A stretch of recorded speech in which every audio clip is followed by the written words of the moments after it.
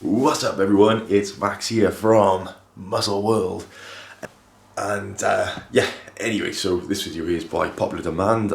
It's part of the military Royal Marines training series, whatever you want to call it, and basically somebody's had a few questions and I put it to the test, to a vote, sorry, for you guys to choose what you wanted to hear about, and this was the topic that got the most votes. So question was, during recruit training, what do you do when not doing physical training or drill? If I take a quick moment to ask you to consider subscribing to the channel. Every Monday 8 PM I'll do a video on military style training for those of you that are looking to get fit for it. It's mainly the fitness aspect of it, but I am starting to get a lot of questions on other aspects of it, such as life in there and careers choices, but to be honest with you, that's not really an area that I am absolutely comfortable with giving advice in. I would rather direct you to the Armed Forces Careers Office because I left ages ago. I didn't do that long, and they are going to have the best advice for you. Whereas the fitness and physical training aspects of it, I'm a qualified trainer and I enjoy. Fitness is my passion. I enjoy helping people and giving advice in that arena. So that being said, what other things do you get up to? A lot of people, they just talk about the fitness aspect of it. They think, okay, you've got to be fit, you've got to do a lot of training to get there, and you've got to do a lot of training while you're there. But don't forget, guys, when you're joining the military, particularly the Royal Marines, you are joining to do a job. You're not joining to become an athlete, you're not joining to become super fit, you are joining to do a job as a Marines Commando, which requires you to be physically fit, to be able to perform at a high level in arduous conditions whilst fatigued. You need to be physically and mentally strong, which is why there is such a demand on physical training for you to get there. Begin with doing basic soldiering training, and then you'll move up to start doing more commando specialist level training. So the first few weeks of training, you'll be building your fitness up to allow you to do the later commando training elements, because they are arduous. And what you'll find then is actually towards the end, you'll be doing less physical training because the type of things you'll be doing will be demanding anyway and will keep you fit. You need to get prepared physically to be at that stage to be able to do that. What you'll find towards the end of training, you'll do an entire week or so without actually doing any physical training. You won't be in the gym anymore, but you'll be out in Dartmoor, running around with packs on you, with weights on you, conducting section attacks and battle drills, which in themselves are incredibly physically demanding. Don't forget as well, when you're doing these physical tests such as speed marches, where they say, okay, it's 8 mile speed march, that speed march, whilst being seen as a test, is actually a transport method for you to go to a location and do your job.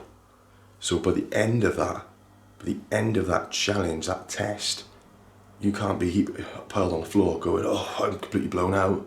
You need to be ready to go and do something that's going to be even more physically demanding than that, and be on the ball and perform.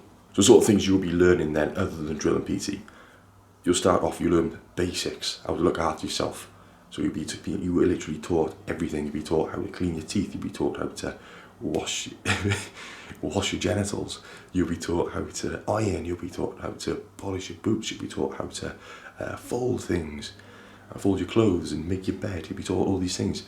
These things will take time then. You'll do them daily. You'll be inspected on them daily and expect to maintain high standards and improve the standards as you go along. So that takes up time. That takes up a lot of your evenings, actually getting all your equipment and kit squared away for the next day. You'll be taught about military and vehicles, aircraft recognition, tank recognition for all different countries, different types of tanks and different types of vehicles. You'll learn how to map read. Again, this will start off basic progression like your fitness as well. You'll start off in a classroom and then you'll build up to doing it outdoors. And this is something that you'll pick up over a few weeks and get better and better, and the tests will get harder and harder until eventually you're literally just being dropped off in the middle of nowhere and being expected to give a 6-figure grid reference of your position within a few minutes, to also navigating in the dark by yourself. You'll be taught tactics, military tactics, section tactics, troop tactics, etc. that you'll use later on. Weapons training. You'll be taught about your weapons that you use, how to operate them, how to clean them, and then you'll be taught how to fire them, and you'll get better and practice them, and you'll practice the marksmanship principles, and you'll practice live shoots. You learn about the various different aspects of warfare, nuclear warfare, radio and chemical and biological warfare as well.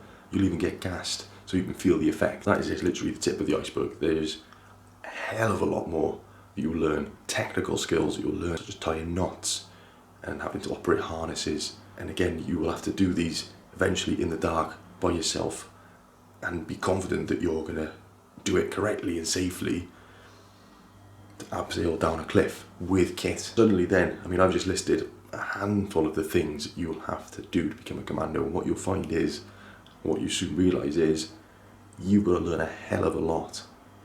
And that's not including your military history and military knowledge and weapons knowledge that you have to learn. You have to learn effective ranges of weapons, your weapon systems, other weapon systems.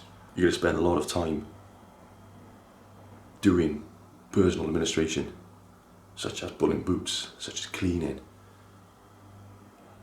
You won't get much downtime. Training teams will use this as a punishment for you as well.